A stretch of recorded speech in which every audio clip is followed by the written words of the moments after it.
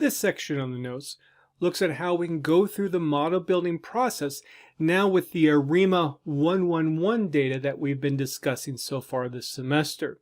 So we're going to go from step 1 all the way to the end. The corresponding stuff that I do here is in ARIMA 111 underscore model underscore build.r. Here's my data file that we've looked at previously. And also we're going to look at information that's in this particular program called examine.mod.r. Okay, so step 1, what we're going to do is look for possible non-stationarity issues with our data. So we're going to construct plots of x of t versus t and an estimated ACF. So I begin with reading in my data like we would normally. I'm going to put my data into x.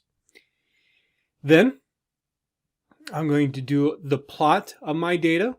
We've seen this plot before. And this is what it looks like. Obviously it looks like I have a different true mean up here versus down there. So we have non-stationarity in the mean as an issue. When I do my ACF, and again I usually do my ACF with also my PACF at the same time. In this particular case, with the estimated ACF, we have these large autocorrelations for a significant number of lags, indicating again non-stationarity in the mean. Because it looks like I have non-stationarity in the mean, I'm not even going to look at the corresponding plot for the PACF. So non-stationarity in the mean, first thing that you should do is take a look at first differences. So to do first differences, once again I used my diff function, lag equal 1, first differences. This is my plot, and we can see that it appears that this has handled the problem of non-stationarity in the mean. We don't see that trend, that downward trend that we had before.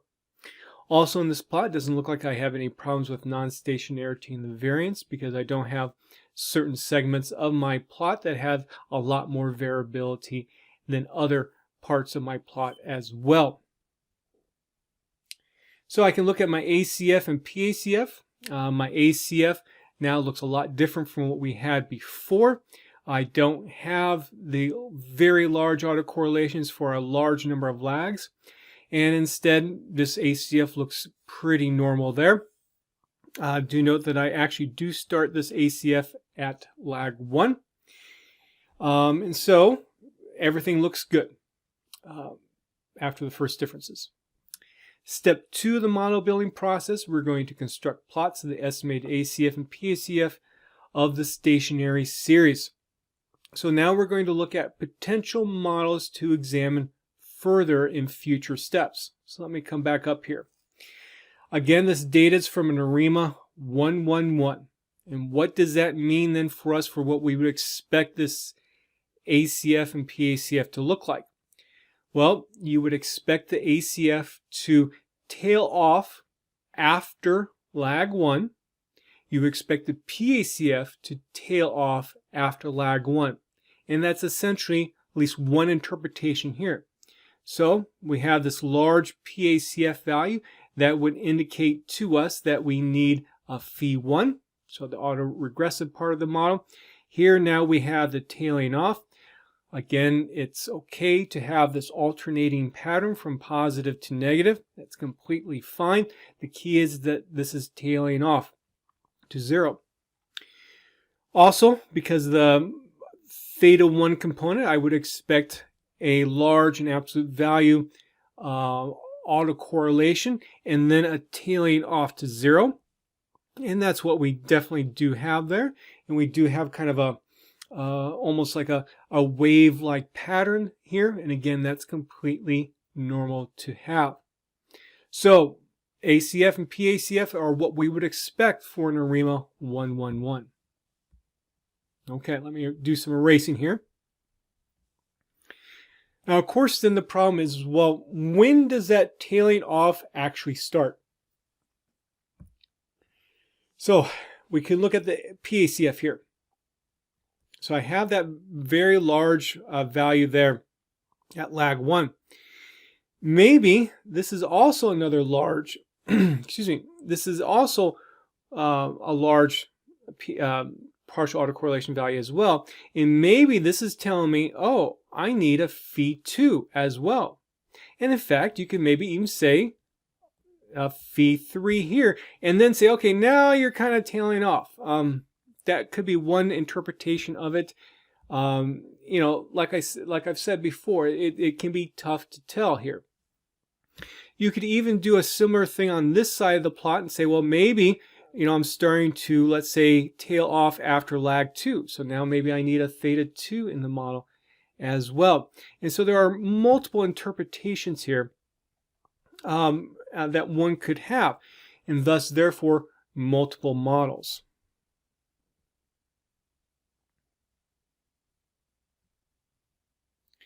So possible models in that one could look at from this: ARIMA 210, ARIMA 310.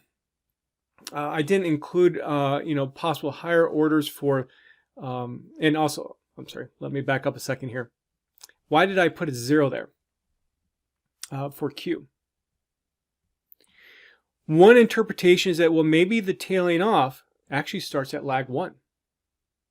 Rather than having that to tailing off after lag 2. So that could be one interpretation. That's why I included that there. Now, I did not include here maybe looking at the higher order moving average components. One could have done that, and maybe if I were to redo these notes, I would have done that. This is something that you can investigate on your own as well. I just didn't hear. Now, one reason why I didn't do that, though, is as follows. Very often, a successful technique to use when one is approaching ARIMA models and doing this model building process is to start with a small model, like an ARIMA 110 or ARIMA 011. Start with a small model. Then, eventually then step 4, when you're looking at the residuals, let those residuals then guide you to determining, well, should I add another AR component? Should I add another moving average component? And so this is a very, as I have highlighted here, a very good strategy to follow, rather than always relying, okay, sometimes it's hard to see with these plots what I should be, what exactly candidate models I should be using. Well, that's valid, and I will do that. But I will often do it this way too, where I start with a small model and then try to build upon it from looking at the residuals. I just wanted to strongly emphasize this as a technique that you should try when you're working with ARIMA models. Okay, so now step 3, we estimate the models using maximum likelihood. And step 4, we, for each model chosen, investigate diagnostic measures.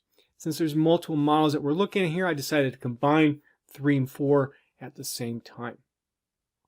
Okay, now to help perform number 4 here, I've written a function called examine.mod, which automatically does most of the R components of what you will need. This essentially puts together a lot of the code that we saw for the AR1 data example in a previous set of notes. And the reason why I put all this code together is because very often we will be wanting to rerun exactly the same code, but now for just a different model. And so one of the beautiful aspects of R is that you can extend R's capability yourself to satisfy your needs. And this is an example of doing that in, I guess, a small manner as well. Okay. So in order to actually use this function, this function's in examine.mod.r. So this is what the function looks like. You will need to actually run this program first before you can actually use the function. So simply here in tin, I can come up here and say, send my whole file to R, and there you go. It runs the whole thing. Instead, I could have just highlighted the whole function and then send it to R the usual way as well. I'll show you another way that you can get this function into R shortly too. Well, let me come back over here to Word. And what I have here is a screen capture corresponding to this function that was written. And you are responsible to fully understand all components of this function here. So let's take a look at it in a little bit more detail. Again, it's just basically putting all the components that we saw for the AR1 example now into one function. So here's the name of the function. So it gets function. The first thing I need to pass in is my mod.fit.obj, standing for object. In other words, when I've estimated the model first using the ARIMA function, I pass in the results that I saved in it or from it into this first argument. Then I have another argument here corresponding to the model name. I have to put this in quotes, like an ARIMA 111. I do this on purpose, or I have this component right here, so that in plots that are produced, that name will be automatically printed on it.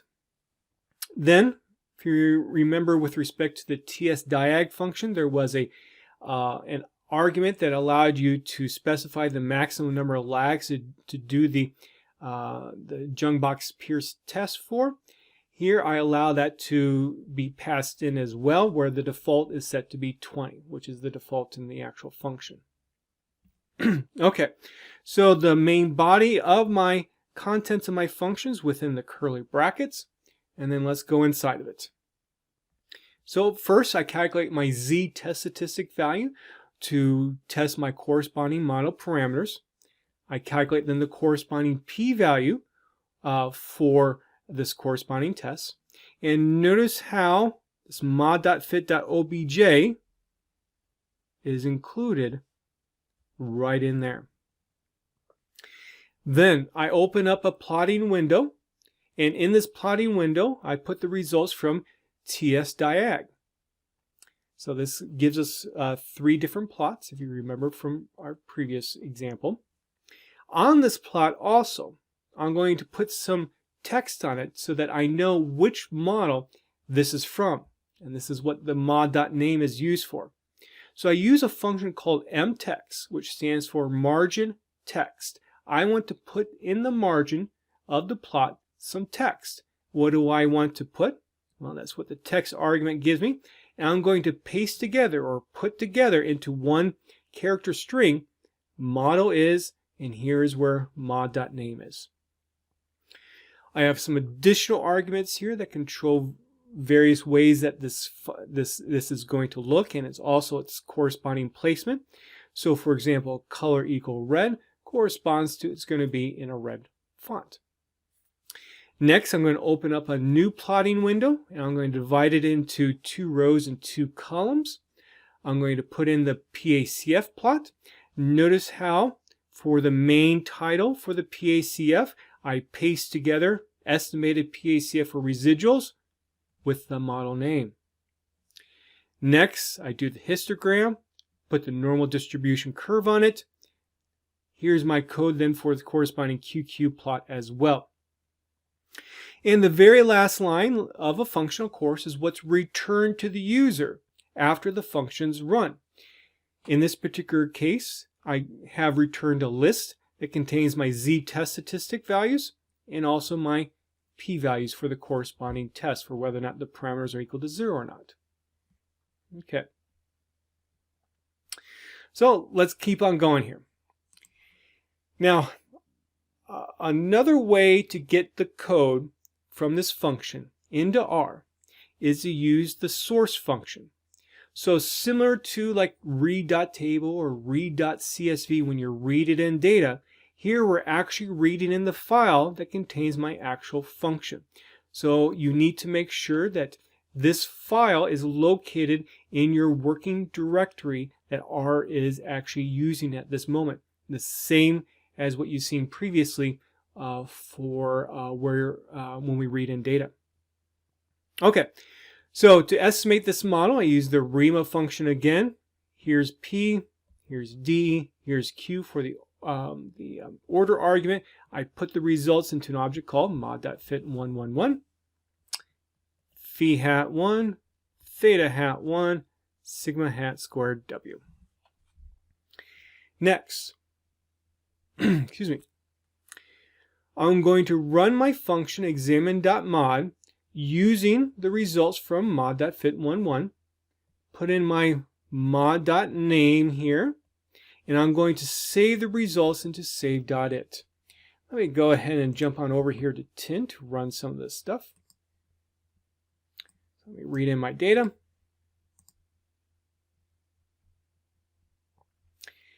I'm going to estimate the model, and then let me actually estimate the model, and then I'm going to run my examine.mod function, and let's see what happens here.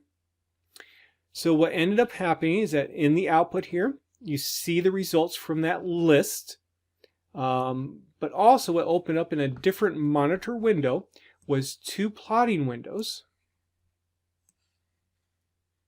that contain my two sets of plots that were created where I opened up the new plotting windows with dev.new. Okay, let me come back over here to Word. So we can see with these p-values that there is sufficient evidence to indicate that the phi 1 does not equal 0 and theta 1 does not equal 0 as well. And here are the results from my function. And let me make this a little bit bigger here. Hold on a second. So remember, there are 200 observations with this data set. And first we have a plot of the standardized residuals. So notice -2, +2. Excuse me. And what we see is most of the corresponding standardized residuals are between -2 and +2. So that's great. We do have some that are a little bit larger, but it's not an unusual number. Again, you know, if we're looking at -2 to +2, we would expect about 5% of them to be outside of plus or minus -2. Not too far outside, but we would expect about 5%. And we probably have about 5% here. So I'm satisfied, and I don't think we really have any outliers. Also, what I'm looking for this plot is maybe a significant trend in terms of having positive standardized residuals or negative standardized residuals, and I don't necessarily really see that here either. So let's take a look at ACF of my residuals, and look at this. All of my autocorrelations are within the plus or minus 1.96 divided by square root of n. So there is not sufficient evidence to indicate that any of the partial autocorrelations are different from 0. That's what we want with our model. Also, we have then the p-values for the Jung-Box-Pierce test. All the p-values are large, so again, we're looking good. Just as a reminder, this is what we would expect. Because the data was simulated from an ARIMA 111, we would expect all the corresponding model assumptions, all the corresponding model assumptions to be satisfied, these diagnostics to work as we would want. Here is my estimated PACF. Again, everything's within the dashed line, so that is great as well. Histogram the residuals. Yeah, I don't really see strong evidence against normality. And a QQ plot of the residuals, things are looking good there too. So I am happy with what this model has given me. Now on a test or project, you should formally go through all the different diagnostics that you need to do. So you could say number 1, look at your outliers, and you would say based on the standardized residual plot, there are no values. Sorry, I can't write. I'll just say it verbally. There are no values outside of, about plus or minus 3. So therefore, I'm not concerned about outliers. Then number 2, go through the second diagnostics. Actually write out which plot you're looking at, what your conclusion is, and tell me why you've reached that conclusion. You do need to formally go through that process. So what about an ARIMA 210? So that was a possible kind of model that we saw. So this is what we end up having. Here's phi hat 1. Here's phi hat 2. Sigma hat squared W. Okay. I run my examine.mod function with it. Notice my p-values for the corresponding parameters. They're all low. Therefore, there's sufficient evidence to indicate that phi 1 and phi 2 do not equal 0. Let's look at the standardized residuals. Notice something that's kind of interesting. Here we have a -3 now showing up on this plot. So we are having something that's outside of -3. But again, with 200 observations, about 1% of them should be outside of plus or minus 3. Not too many of them, not too far from plus or minus -3. So I'm not alarmed by this. Also, I don't see necessarily particular patterns amongst the standardized residuals either. Do an ACF plot of the residuals. Well, looks like, again, don't look at this one. Lag 1, we have a marginally significant value there, but otherwise it looks pretty good. Notice what also happens then with the p-values for the Jung-Box-Pierce test. Marginally significant as well, and that remains that way for a few lags. So I have a little bit of concern, not too much, but I do have a little bit of concern here. At least I do know that that previous model that we looked at did seem like it was fitting the data better. Partial autocorrelation, lag 1, we have a marginally significant value. My histogram is in terms of normality is not too bad. Obviously, that's a little bit higher than the line, but I'm not too alarmed about that. Take a look at the QQ plot. The points are following the line, so I don't think if there is a deviation from normality, it's not that much. I wouldn't really make any changes to the model for that reason. What about ARIMA 310? Okay. So we got phi hat 1, phi hat 2, phi hat 3, sigma hat squared W. Okay. We look at the various diagnostics from examine.mod. These p-values are all small once again. Look at the standardized residuals. Notice we do have -3 popping up, but I really don't really have concerns here. ACF plot of the residuals. Notice now compared to the last model that we looked at, we don't have that marginally significant value for the autocorrelation for a residual. And look at the p-values for the Jung-Box-Pierce test. Things are looking better than that previous model as well. So far it looks like this model has improved upon the previous model. Estimated PCF plot is good. Histogram of the residuals and QQ plot are good as well. Okay, so let's take a look at some notes here.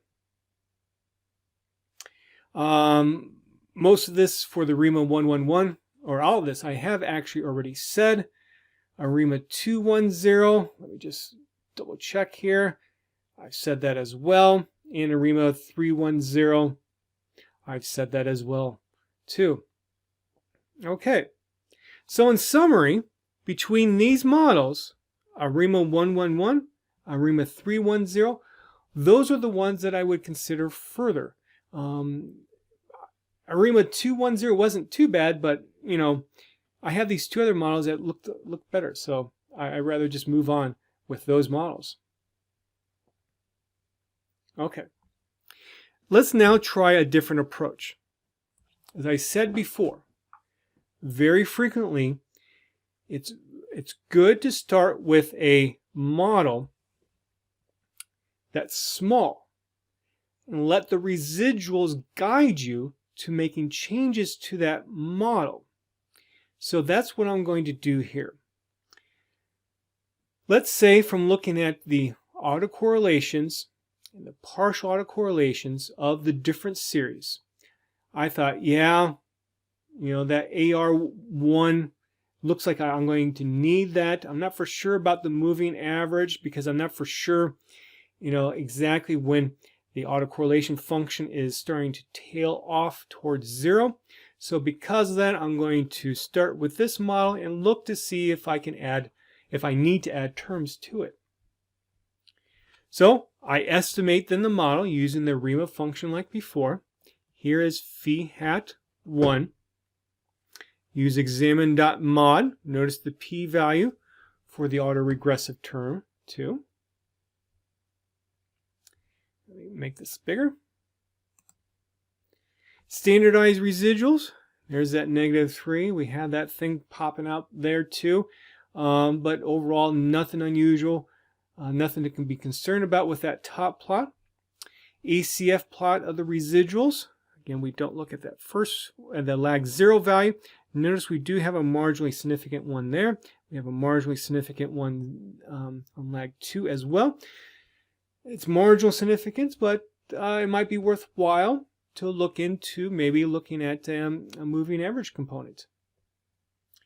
Ooh, but look at the p-values for the Jung box tests.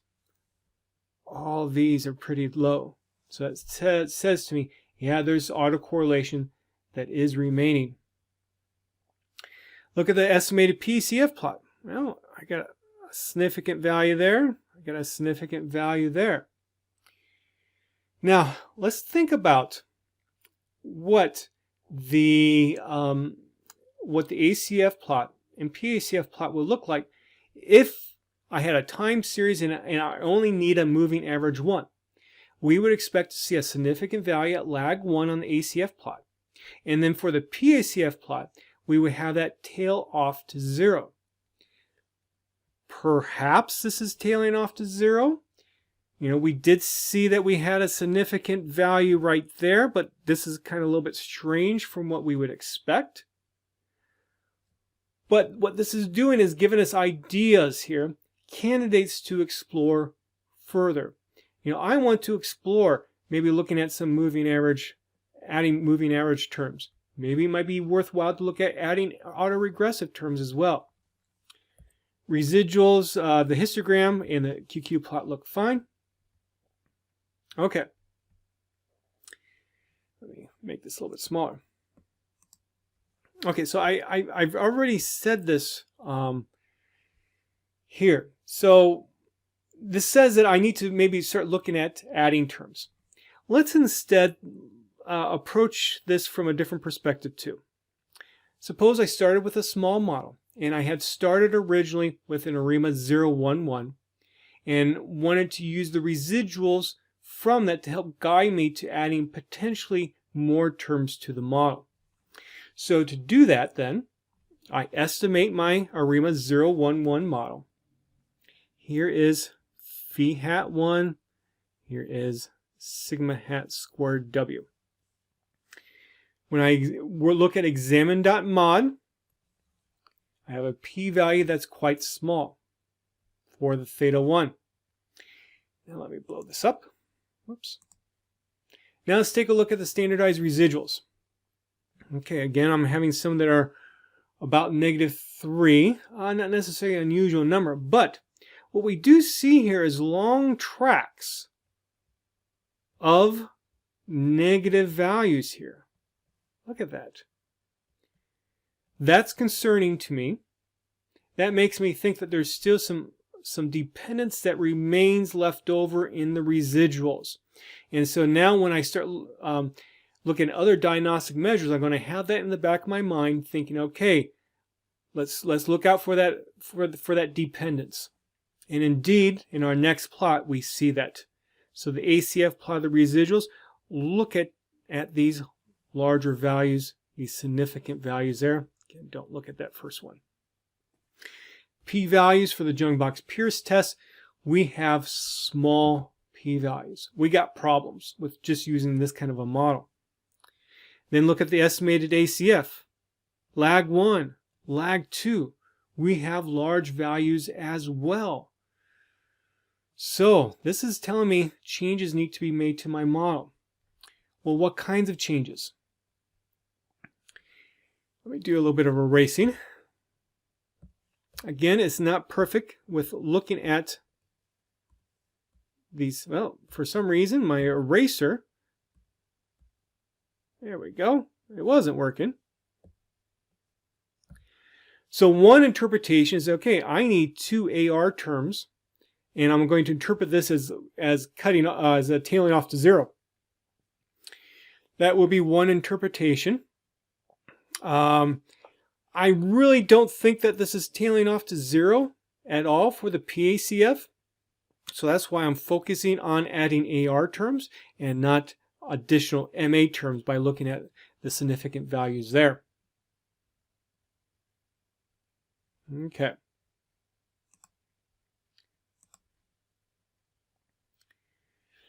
So typically what I would do, instead of immediately jumping to adding two AR terms, typically I would simply add one AR term to the model and then investigate it. And as we started off with the ARIMA 111 model, we know that that model fits well. But let's say that I did jump to using two AR terms. What would happen? Okay. So I estimate my model, phi hat 1, phi hat 2, theta hat 1, sigma hat squared W. Okay. Then I look at the corresponding test statistics and p-values.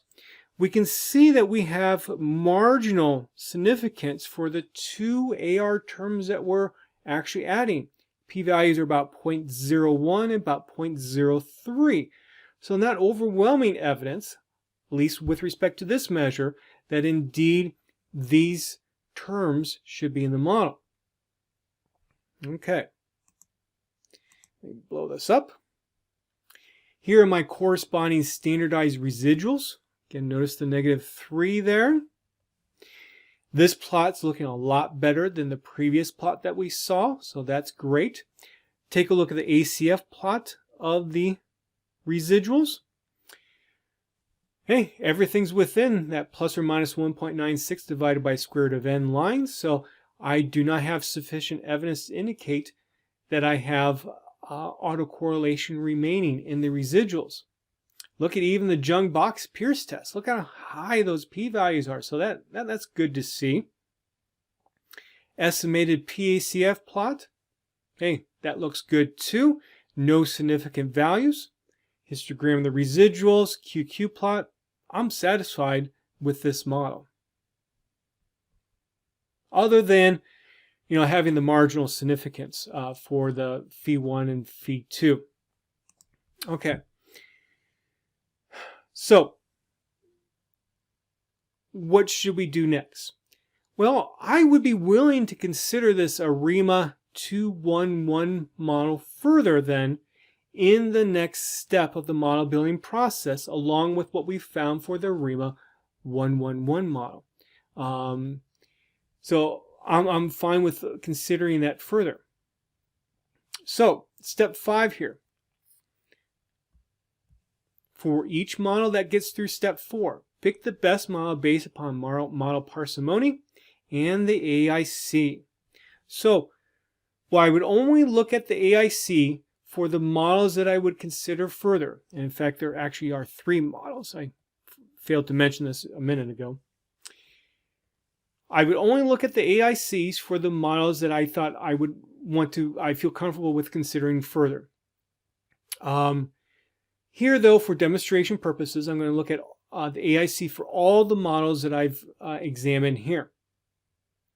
And this is what we get. So, again, the true model is ARIMA 111. We get an AIC of 1021.36. So the other model that I wanted to consider further was the ARIMA 310. We can see that the AIC is actually larger. So based upon the AIC criteria, I would not want to use that particular model. But take a look at this.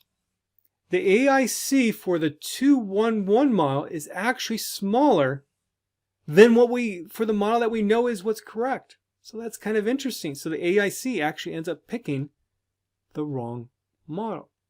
Now, in the end, is this a serious problem? Well, no, because what we've seen with this particular model is that it seems to work out pretty well. I don't have evidence of dependence that's remaining in my residuals. I don't have any large and absolute value standardized residual. So even though that this isn't the model from which the data was simulated from, this is still an okay choice to make.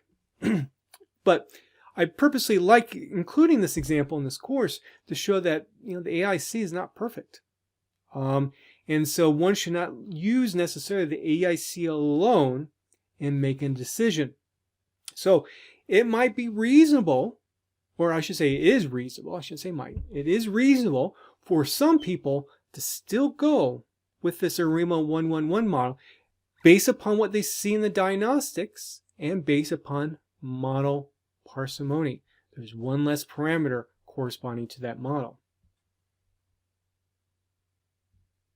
Okay, so let me just make sure I went through all this.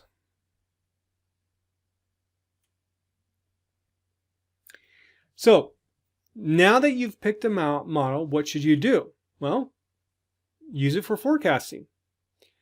Also, I would expect on a test or other kinds of graded work, I would expect you to actually state, my model is ARIMA PDQ, whatever the P is, the D, and the Q is, and actually write out the model with the corresponding estimator parameters.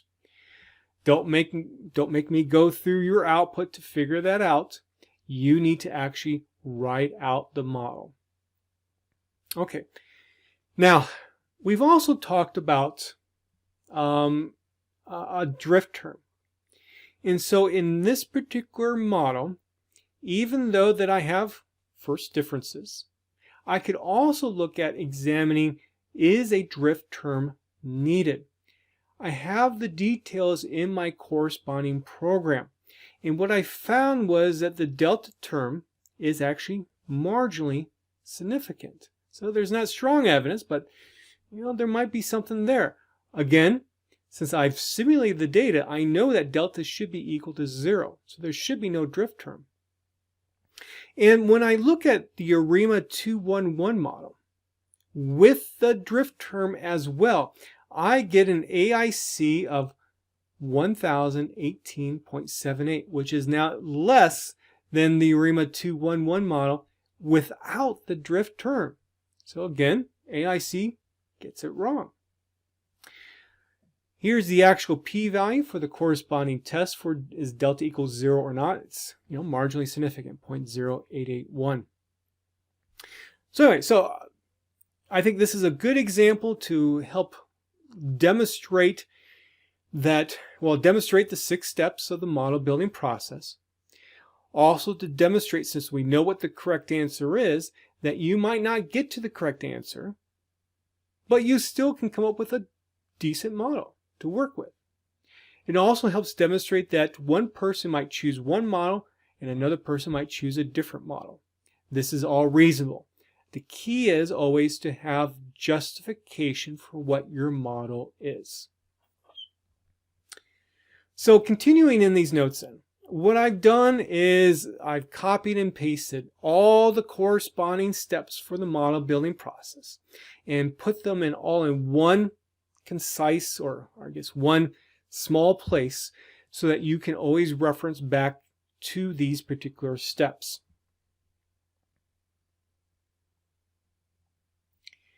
And also some final notes. So some models can be quite similar to one another when written out. What I mean by this is as follows.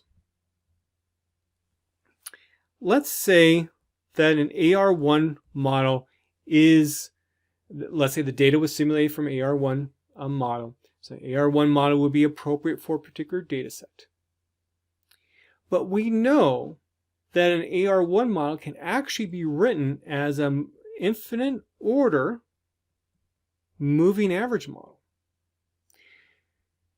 So, because of that, what can happen is a moving average model that has maybe a large Q. Well, actually, it doesn't have to be that large sometimes. It could be 2, it could be 3, it could be 4.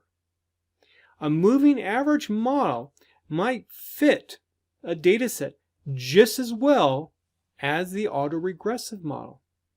Now, given the choice between an autoregressive 1 and a moving average, let's say 4 model, of course I would choose the autoregressive 1 model because of model parsimony. There's less parameters being estimated. But I just wanted to bring this up that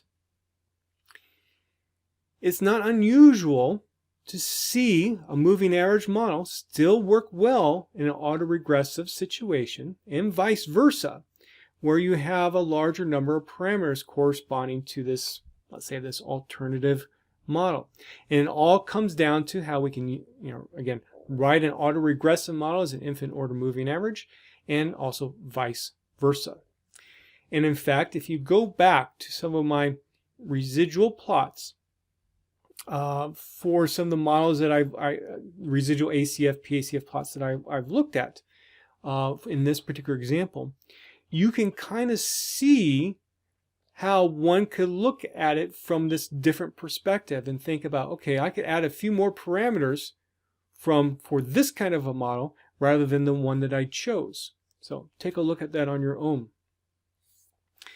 Now also, there are some automated procedures that one could use to choose an ARIMA model. I typically do not use those. I want to be in control. I want to see the diagnostics myself, and from that make decisions about a model. I think that's a better approach than using automated procedures. What I mean by automated procedures, you could say, okay, use this function to spit out one overall model and tell me what's the best based upon some criteria you've chosen. But this is what Box, Jenkins et al.